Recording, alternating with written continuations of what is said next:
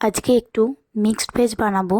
তো প্রথমে কিছু সবজি আমি কেটে নিলাম, যেরকম আলু, ফুলকপি, গাজর, বিনস আর ক্যাপসিকাম। তারপরে কড়াইতে তেল গরম করে একটু ঘি দিয়ে দিলাম। তারপরে একে একে সব সবজিগুলো আমি ভেজে নিয়েছিলাম।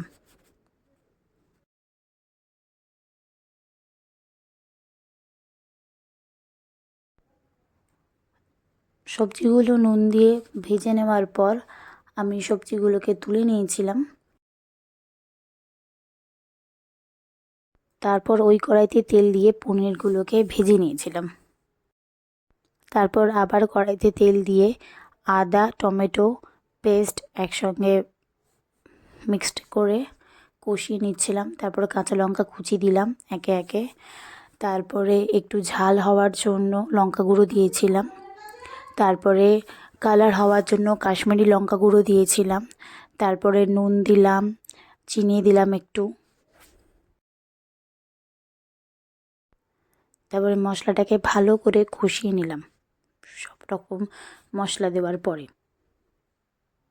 তারপর মশলা থেকে তেল ছাড়ার পরে আমি টক দইটাকে ফেটিয়ে মশলার সাথে আরও একটু মিশিয়ে নিলাম।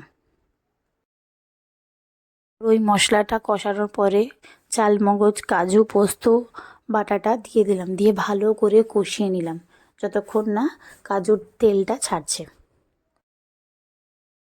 তারপর ওই মশলাতে ভেজে রাখা সবজিগুলো একে একে দিয়ে দিলাম। ভালো করে মশলার সাথে সব সবজিগুলোকে মাখিয়ে নেওয়ার পরে একটু সেদ্ধ হয়ে আসার পরে একটু জল দিয়ে দিলাম, যাতে ভালো করে কুক হয়ে যায়। তারপরে মোটামুটি 90% হয়ে যাওয়ার পরে ভেজে রাখা পনিরগুলোকে দিয়ে দিলাম। তারপর ওপর থেকে গরম মশলা ছড়িয়ে নিয়েছিলাম। তো রেডি হয়ে গেল মিক্সড ভেজ।